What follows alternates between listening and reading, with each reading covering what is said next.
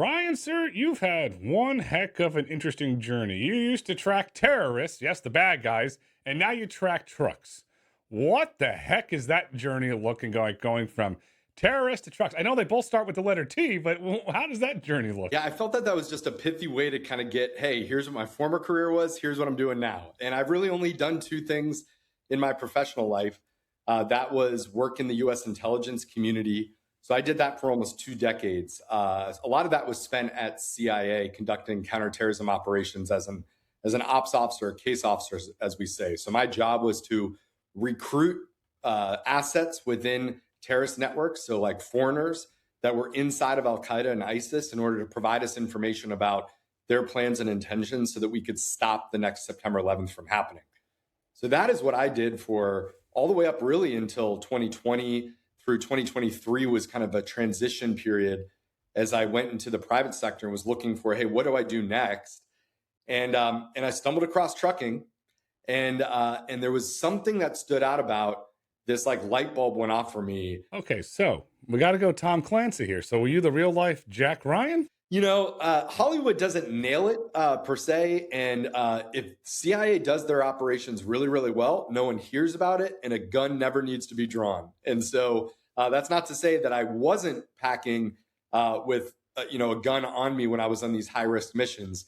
But when we do our jobs really well, you're kind of operating out there in the shadows. No one knows what you're doing, but you're still getting the critical information that you need to make sure that policymakers can do their jobs. One of the key things that your colleagues in the intelligence community do, they look for patterns, they look for trends, they look for anomalies, things that aren't right. And you're taking that, I'll say, that same skill set and applying it to trucking. Was it a lot more overlap than you initially thought as you started to build GenLogs? Yeah, if you kind of go back to my CIA days, I joined right around the time that the CIA was kind of coming into the digital era. And actually, for whoever's listening right now, if you go to cia.gov right now, in the upper right-hand corner, there's a button that says report information. If you click it, the CIA is going to walk you through how to contact them securely. And that is amazing to get access to sources all over the world in some of the areas that traditionally are hard for us to get data information from, whether that's North Korea, China, Iran. The problem is it now presents an issue where we're getting a lot of cranks, a lot of crazy people reaching out to us. And then you get some people that it seems like the information they're trying to share is super juicy and something that we would want. But what if they're trying to lure you out? What if they're trying to uncover the identities of CIA officers, or even worse, what if they're trying to harm CIA officers, trying to literally injure or kill us? And it was a real issue that we had to grapple with at CIA. And the way that we kind of overcame that was say, hey, what can I ask a person in the digital realm? Basically, this online relationship that we have that we can validate in the physical realm, that we can observe. And how do you observe that? Well, we were the CIA. We had access to sensors and satellites and drones and all these other sources of data. We called it all source intelligence that we could look at. And so that's really where the parallels were stronger than I would have thought when I got into the trucking industry. Is there were a lot of fraudsters and thieves that were claiming things in the digital world that were not actually true in the physical world.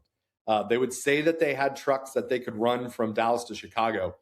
But if you actually looked at what was happening out there on the roads, they weren't there. They didn't have trucks out there. It's just the problem is no one was able to prove that. No one could collect the data. So we kind of went back to the CIA days, said, okay, sensors, satellites, other sources of data, how do we get that here at GenLogs?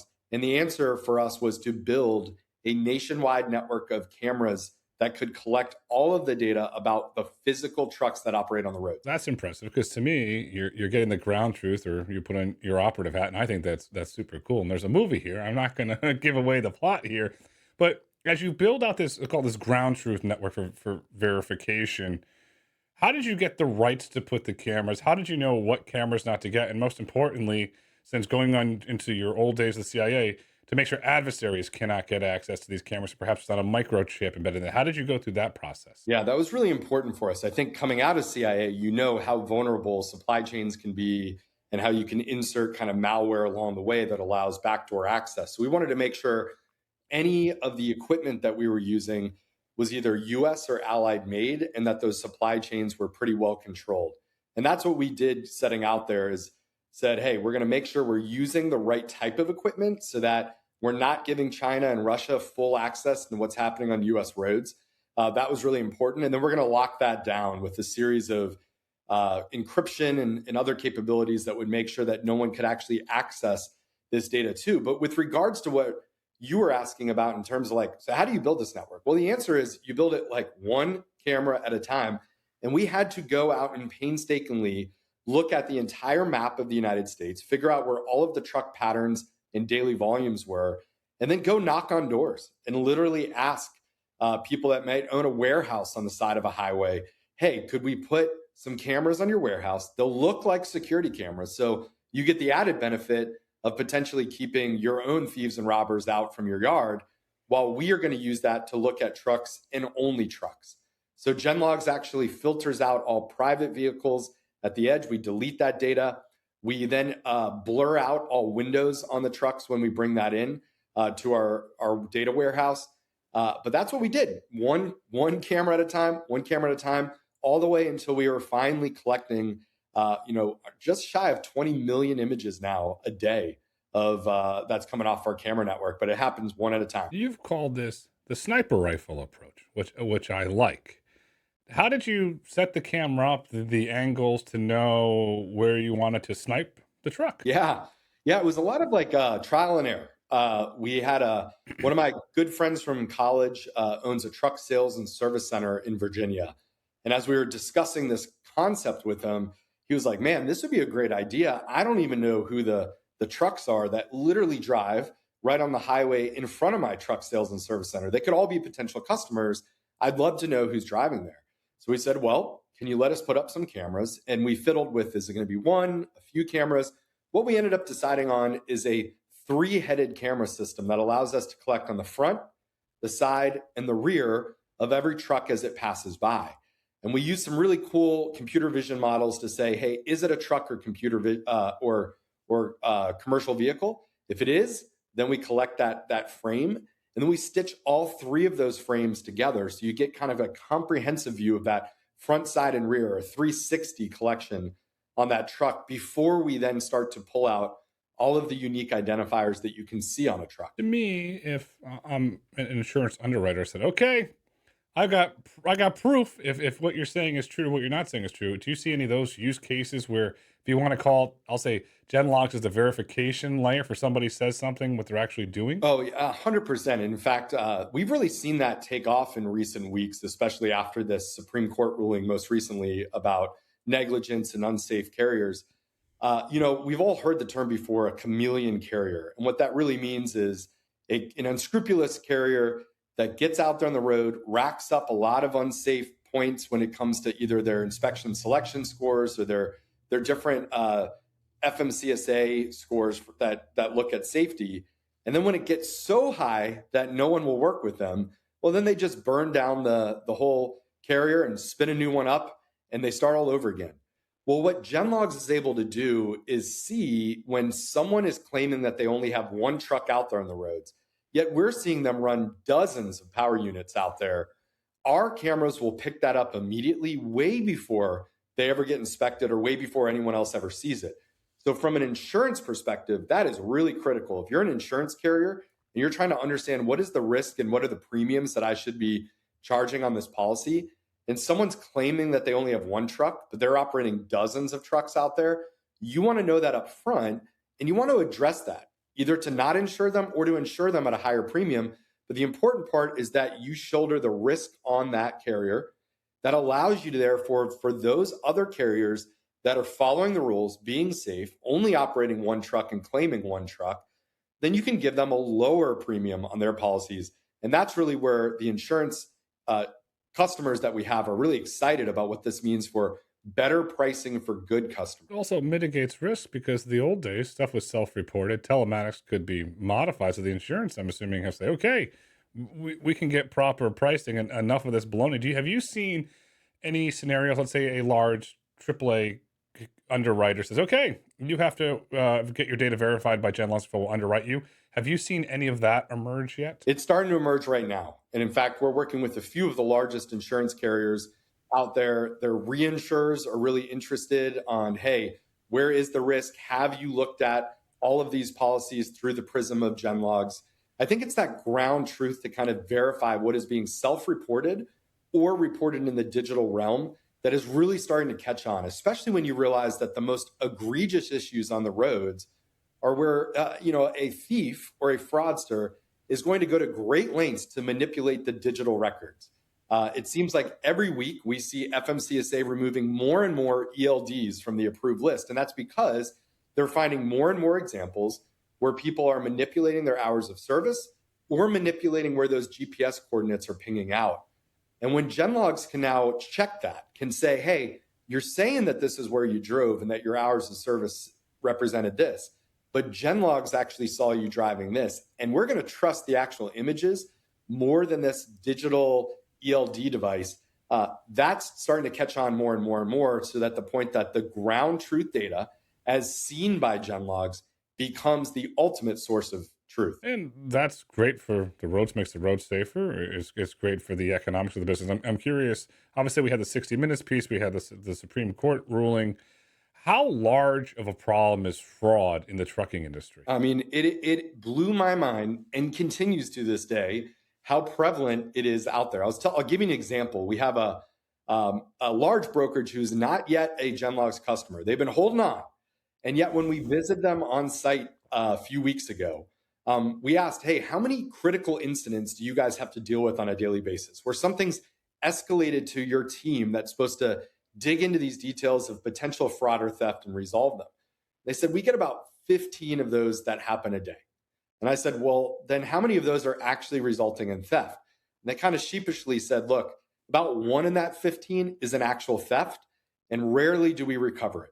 So you're looking at one of the largest freight brokerages out there having a theft per day of a truckload that could average in the upwards of even 250,000. But let's say we just assume $100,000 is what they're dealing with on a daily basis, and you multiply that by 365. Like, it is astronomical. And this is just one freight brokerage in the industry. And then you multiply that across the 27,000 that are operating there, even if it's just the top 200 that deal with these issues because they're moving so much volume. That's 200 thefts a day that's happening across the U.S. That's 200 thefts too many. And then I look at it from an economic standpoint. That's a lot of cash, and a lot of bad actors are targeting that. I'm curious from a recovery standpoint.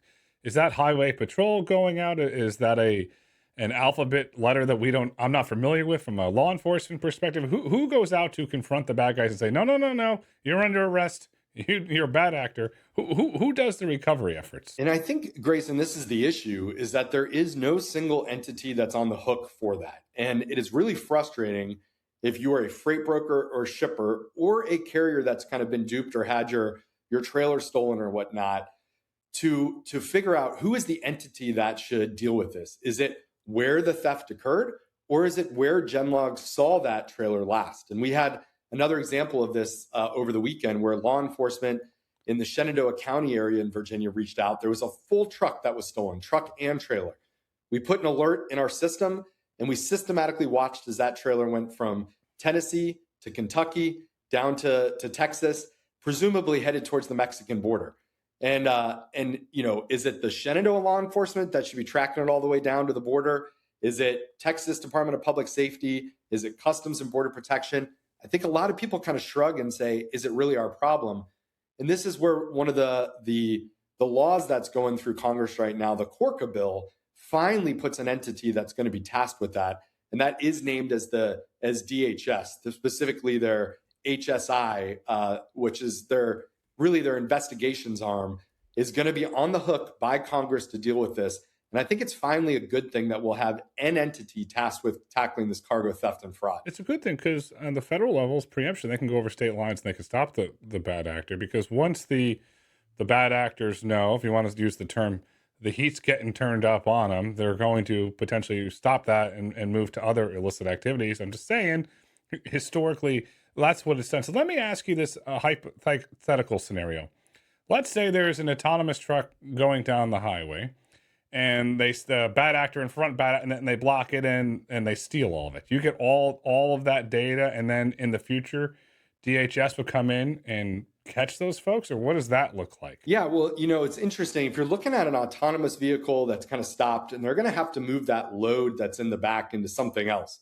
So presumably, they're going to be trailing an autonomous truck with some type of truck that they're going to use to cross load right in the middle of the street, or maybe at a truck stop or whatever it might be. Well, GenLogs is going to see those patterns. We're going to see that, every time this truck's out there, we're seeing something following it. And so we can look at those correlations over time to say, hey, we can't tell you for sure, but this truck was right behind that autonomous truck, and it would be at least a lead to go start in that investigation. Wow. So then this goes back to, okay, there's anomaly here. There's a pattern. Let's just say, I'm going to be very kind here. There's blue Acme truck. And every time this truck goes and has a problem, this same truck's behind it. You flag that exact scenario and you alert the company. Yeah, that's exactly it. I mean, if you go back to the CIA days as well, it was something that we were concerned about when we were going to meet our own human sources outside of other countries. You were worried about these correlations that a foreign counterintelligence service would look at to say, that's interesting. Every time Ryan Joyce leaves the country, this official in our military leaves the country, and you didn't want to show those anomalies, those correlations. And so that's similarly what we're looking at in GenLogs. We're looking at what does normal look like out there across all of our cameras, and then what's popping as anomalous or trending. And that could go across, think about it from a perspective of, hey, every time a shipment of fentanyl hits the street in Baltimore, maybe it was the same truck that we saw cross the border in Mexico and ended up in Baltimore. And then it happens a month later, and you're like, lo and behold, the same exact truck crossed the border in Mexico, ended up in Baltimore. When that happens 3 times, you start to realize maybe this is a trend. Maybe this is something we should actually investigate. And as your system gets smarter, gets more widespread, gets more adopted, I'll say, bad actors are always trying to stay 2 and 3 steps ahead. How do you, from a software perspective, because you're powering this thing with AI, and I don't really care how good of a criminal you are, AI is going to move faster than the world's best criminal, the catnapper, if you want to use that term. How do you? Is there a cat and mouse game going on today? And if so, how are you and your partners, I'll call them partners in law enforcement, staying ahead of this? I think the cat and mouse game might have been a year ago when we didn't really have comprehensive coverage on the highways, and nor did we on the secondary roads. So there was kind of a way that if you had full visibility into where an entire network was, you could kind of say, great, I can drive 50 miles on this highway, but then get off on a secondary road for a little bit, hop on later, and just kind of avoid the network. Now our network is such that it is really difficult to find how you go from point A to B in anywhere in the country without going past our cameras on roads that trucks are allowed to drive on. So there's a lot of roads that they can't from a weight perspective and otherwise. So you're either going to take the risk as a criminal that you're going to get pulled over and inspected because you shouldn't be on this tertiary road, or you're going to be on a road that GenLogs has a camera. And by the way, we do not advertise how many cameras we have or where they are or what they even look like. And I guarantee most people have driven by locations where it looks like security cameras, and those are actually our cameras. Or they don't even see them because they're blended in, and that's by design. So we are definitely trying to stay ahead by being protective of this network that we built and deployed. Which is smart. And to me, another really good thing on your network is that it seems to me that this could slow down or reduce human trafficking. Because you can go to your partners in law enforcement and say, here you are, officer, here you are, officer. Are your partners in law enforcement using this to crack down on the unfortunate issue of human trafficking? They certainly are. And, they're using it for any type of crime that involves a truck. And I say that as in, like, whether I'm alluded to fentanyl trafficking before, it could be human trafficking, it could be weapons trafficking. If anything is being transported in a truck that it shouldn't be, then GenLogs becomes that source of ground truth to look at that. And we've had instances, in fact, one that happened last year was when one of our customers on the West Coast, and this was early when law enforcement was just getting access. They happened to have access. They were our narcotics agency. They got contacted by a law enforcement entity on the East Coast saying, hey, we heard you have this GenLogs software. We have a current kidnapping or human trafficking act in progress. Can you help us out? And they said, yeah, we're here to help. Give us the information. So they passed this limited information They didn't even know what the truck was. They had partial data on the trailer that someone had seen a young female get pulled into this truck. They only had a partial information on the trailer.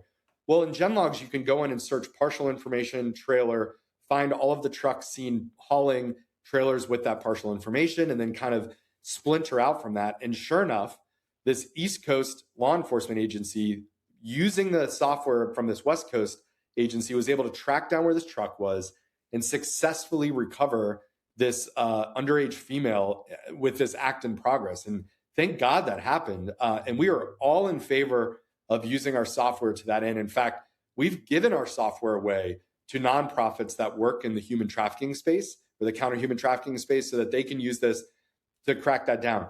I don't think it happens an insane amount when it comes to trucks.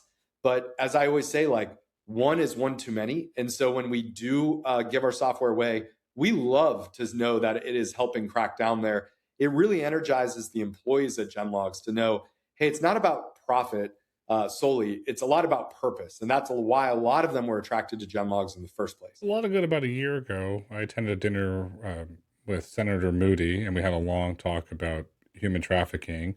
And she's the proponent of autonomous trucking because she said from the data that can gather could help to stop the unfortunate issue of human trafficking. So there's a lot of good there with the data. One of the cool things about your system I have to highlight is that you have predictive abilities where you have the ability to alert your customers. You put a really great LinkedIn post on this, about the way cargo theft ring in operation, and you're alerting your customers. How are you getting that predictive analytics to alert your customers? Okay, the bad actor ring, okay, they're operating in this area. You might want to be careful. How are you gathering that data? Yeah, well, this is one of the just incredible data science breakthroughs that I have to credit the team at GenLogs, led by Saeed Yimmer. They have found a way to uniquely fingerprint every truck in America and track that truck, even if the bad actors try to change their USDOT numbers, different lettering on the truck, different license plates, all of that. It resiliently tracks that truck across those different changes. Now, that's been important because these cargo theft rings, and we've been tracking a few of them, will pop up as one carrier name one day and then steal a lot from different customers after they've booked loads through the load boards in order to get access to that freight. And then they'll go underground. And then we'll see them pop up a few weeks later with a completely different carrier name and different decals and everything on their trucks. But because we have that resilient ability, we're able to see them pop back up on the network and alert all of our customers that, hey, today they are AUTNMY freight, where before they were John's Trucking. And we're seeing them make those changes, and we're able to alert our customers quick. And unfortunately, those that aren't getting alert by GenLogs are kind of left at the whims of what the load boards provide in terms of defenses, which isn't much. So you're doing a lot of good there. That's for the traditional trucking industry. And obviously, trucking's moving autonomous. How is the autonomous trucking industry using your data, and what are you seeing in it? Because to me, there seems like there's a lot of really interesting, from an investor standpoint, and a lot of really interesting uses. What are you seeing in that data? Well, I would say one of the coolest breakthroughs we've had beyond uniquely fingerprinting every truck in America, although it relates, is that we've been able to use a multi-data source algorithm that actually unlocks or unveils all of the shipping lanes for every shipper in America. So truly, you can look at, if you're an autonomous truck saying like, hey, we run Dallas to Houston, and that is like what we are doing every single day. You can now query GenLogs data to say, well, who are the other shippers that run Dallas to Houston and have significant volumes, whether they're dry vans or reefers or whatever you're running as that autonomous trucking company. Well, now we can give you basically all of the leads that you want to go out and source the shippers directly who you can work with to haul their freight along those lanes.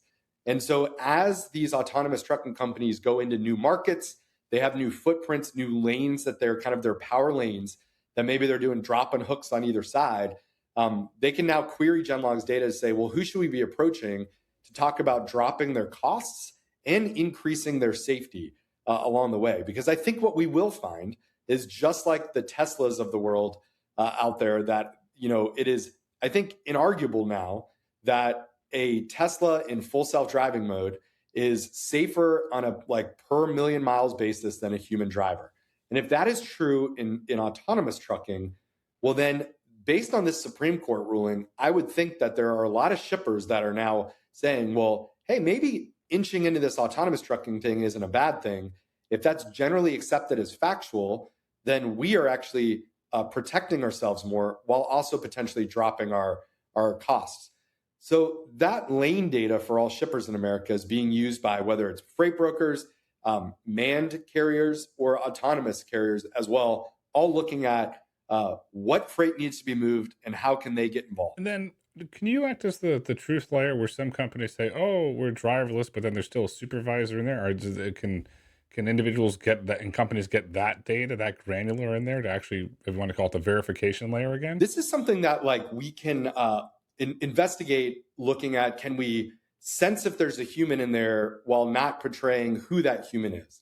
So I think it's a delicate balance for us. And this is why, like, early on, we decided we were going to be privacy enabled artificial intelligence. So not only are we filtering out private vehicles, we're applying blurring to the windshields and such. And yet, you can kind of see, even with a blur on a windshield, is there a human behind the wheel or not? And so for that way, we can kind of do that check of, hey, is this really being done in an autonomous way or not? I think the real cool thing is to just frankly track what are the volumes of the different autonomous trucking companies out there on the roads. Are we seeing them? Where are we seeing them operate?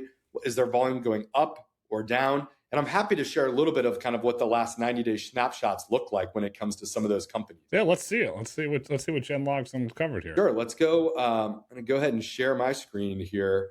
And so what I'm going to show you is, I just kind of, before we hopped on the call, I took took 6 companies. We have Aurora, Kodiak, Bot, and then Wabi, Enride, and Gatik. And what we're looking at is essentially, hey, where have we observed their DOTs on the roads over the last 90 days? So that's kind of those map views. And then what's that histogram below of what the daily volumes look like for them on the roads? So interestingly enough, we'll look at Aurora right now on the left-hand side. We see them operating pretty much in more states than anyone else. Really heavy in Texas, but also up through that kind of Chicago into Michigan corridor, over towards California, and even down into Florida. So we've seen them operating in all of those areas. But if you look at their volume, their daily volume, it kind of peaked in the mid-April to late April timeframe.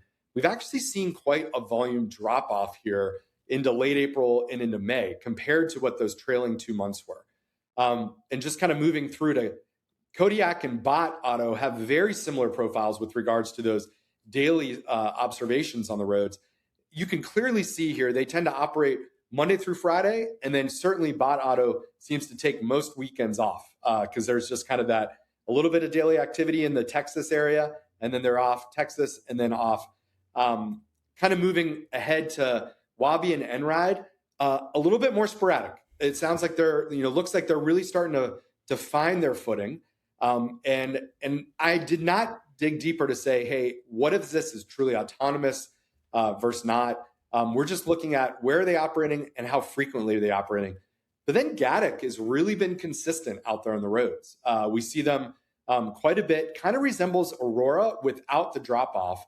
And they're also starting to look in having those similar lane patterns. So again, that Texas, really heavy in Texas, up through that Chicago area, and then over towards the West Coast in California. So kind of like if you had Gatik and then Aurora side by side, they're both the lanes that they run and what those patterns look a lot similar. And then Kodiak and Bot Auto look pretty similar with regards to footprint and frequency. And then Wabi and Enride still seem to be finding their footing there too. And this data is super helpful because it's validated with ground data, which is phenomenal. A trend that I saw there, and I'll put on my wannabe inspector hat. I have an inspector on here because I know you were coming on today. Is the anomaly and all that data you said, Einride was the only one not operating in Texas. And so immediately I say, okay, why?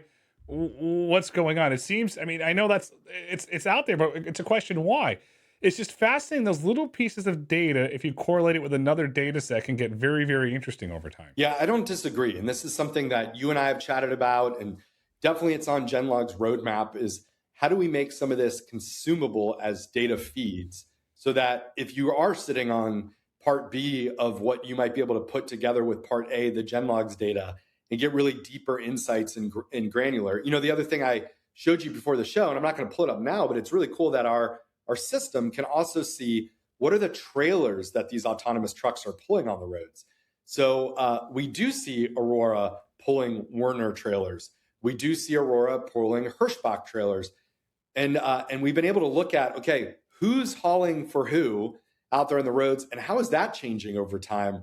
Are there more volumes going up from certain customers or down? And at what point do we see those Aurora trucks become actually under the US DOTs of Werner or Hirschbach in the future?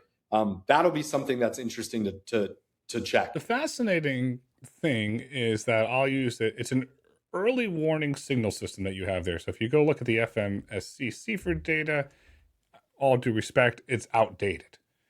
And I look at your system. Okay, so I'm getting that real early ground truth moment from your camera. So you have the camera layer. Now I'm going to have you to put your CIA hat back on. Obviously, you had field officers and men and women that went in the field. Do you do similar things for GenLogs, or is it all camera only? Well, we take a lot of data in addition to the cameras. So we will go out and bring in factoring and fuel card data that we get from some partners. We'll bring in ELD and telematics data that we get in, as well as some TMS data. We bring a very holistic view to what we're observing out there on the roads with our ground truth cameras, and then comparing that to some of these other data sources. Sometimes that helps us surface anomalies. Sometimes that helps us surface deeper, most of the times, deeper and richer insights. I will say that GenLogs has an investigations team. These are former intelligence community folks that when there is like a theft network out there, we will do a deep dive and really this is like CIA targeting level packages here of images and where they're cross with looking at their driver's license and property records and all of that, to totally blow out what a cargo theft network looks like. And we do that when we're seeing a correlation of multiple either customers or prospects of ours all reporting similar trucks or similar carriers that are involved in illicit activity. And I'd be remiss if I didn't say, Grayson, that anyone who's listening, if you are experiencing a missing or stolen load or asset, if you go to GenLogs website, GenLogs.io, in the upper right-hand corner, we have a button that says Find Lost Assets. All you need to do is click it and report the details, and that investigations team will look into it for you and try to get that back in your hands, and we will not charge you. It is a free service that we provide to the entire industry, and we do that for two reasons. One, we think it's the right thing to do. It's our give back to the industry. Number two, it allows us to see those trends. How is theft happening over time? What are the unique entry points that these thieves are prying at or prodding at that where they're finding success? And how do we then shut those loopholes down for our customers? So it's provided us probably the most unique insight into theft that's happening across any other company. It's good for the industry. Obviously, it helps the data you're getting. I'm curious, what causes freight theft to go up and go down? Is there any patterns that you've seen historically in the data where, I don't know, Christmas time, Thanksgiving, where, okay, we know bad actor season's here. Have you seen any patterns in the data like that? Yeah, I would say there's kind of three reasons why freight theft would ever go up or down. Two is risk and reward. And then number three is just opportunity. Frankly, the problem, and we discussed this earlier, is the risk these days continues to be very low to be a cargo thief. If you're successful at making it happen, the chances that any law enforcement agency is actually going to track you down and hunt you to the ends of the world to get that back or to put you behind bars is unfortunately very low. So very low risk. And then we're increasingly seeing, because the risk is low, the reward's rather high. You can grab, whether it's drinks that you can sell to convenience stores in Manhattan that will buy from you. You can buy, you get semiconductors, and there's definitely a black market to sell stolen semiconductors out there. So the reward's high, risk is low. But then this gets to what you were hinting at, is the opportunity then increases around those holiday seasons when people have their guards down, or they're just trying to get those last few loads moved before they go on a few days break with their families. And they're willing to kind of like squint and look at potential issues in the data that's being flagged, these red flags, and saying, I'm just going to do it and pray and hope that it works well. So when people's guards are down, that's the opportunity. The risk is rather low, the reward's high. You're going to have cargo theft. I'm curious now because you open the door and I have to go through it because that's what I do. Let's hype. This is hypothetical. Okay, this is hypothetical, and I have no data, and this is all hypothetical. Let's say there is a truckload with a lot of NVIDIA Blackwell chips on there, for example. Do you have armed guards, or does somebody alert you from a digital monitoring system? Because obviously, the value of that stuff in the black market is astronomical, and unfortunately, it's very easy to move. How do those, if you want to call it high value targets or high value loads, how are those protected? Well, there are certainly companies that will you can hire that will trail with ex special forces or ex cops that will sit there and just have eyes on physical human eyes on that shipment from point A to point B. And I think that's a great system. In fact, I doubt that there's been many actual thefts that have occurred when that is the case. But that's often when you know that that shipment is now leaving and you're assigning those people to it, and it is worth that that additional cost to make sure that that gets there safely. So often I think people think, hey, we're going to go the opposite way, which is we're going to just be low key about moving this really, really expensive item. We'll just hire someone that won't know exactly what they're moving, but it'll be pretty expensive inside of there. And if we use the right freight broker that finds the right carrier, we shouldn't have an issue. There's two issues with that. Number one is too many freight brokerages don't use GenLogs to understand, hey, is that physical footprint on the roads still representative of what the digital footprint claims? And in fact, I wrote a blog post about this last year where there was a $3.8 million load that was stolen. And when we went back and looked at what had actually happened, you saw that this carrier that they had hired was very active in GenLogs data until 2 months before the theft in terms of on the roads. And then they completely disappeared, completely, never to be seen again. And sure enough, what ended up happening is that carrier had sold their motor carrier number, their email, and their telephone number to these fraudsters, these thieves. And then they used that to get access to the load. Now, those thieves, they're going to bide their time. Once they're sitting on that clean motor carrier number, they're going to sit there and they know who are the high value shippers and what are the lanes that they likely need. So when they see a post on a load board that has this really small town where there happens to be a Samsung or a Microsun chip, shipper, and it's going to some other place where they know that there's a need for that, it's a really, really strong signal that that's where they should bid.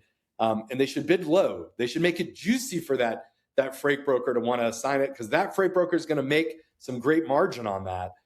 And then they can use that to get access to load and steal it. So if somebody bids too low on a board, should that be a flag? Or if it's so low, it's an anomaly, should that be a flag, automatic red flag? Should absolutely be an automatic red flag. I mean, carriers, the legitimate carriers there are going to want to make the most money that they can on these, with fuel costs being up and insurance costs being up.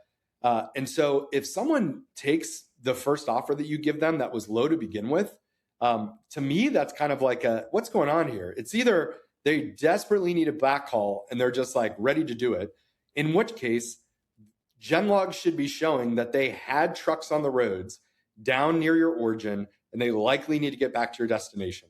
And we do show that. We show what likely backhaul needs are for carriers.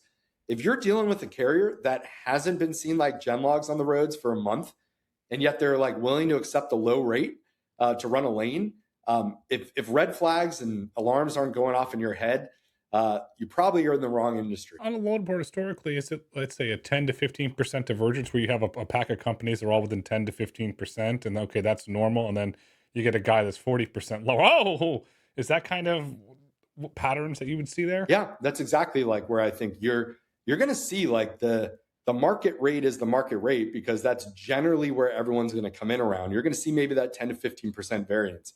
If someone's just willing to move it, and it's, by the way, you as the freight broker know who the customer is, it's a high value load, should be able to piece two and two together of this is a $3.8 million load that someone's willing to move it for 40% under market. Then where did the trailers go when they're stolen? Do they go to a chop shop? I mean, where do they go, and what does the recovery look like? Yeah, so we've seen it a few ways. Number one, sometimes you just never see that trailer ever appear on the roads again. So you got to assume went to a chop shop, maybe was brought over the border into Mexico, and that's it. Like you're never going to see it on the roads in the U.S. Because we can set an alert forever in perpetuity in our software to basically say if this thing is ever seen, please alert me.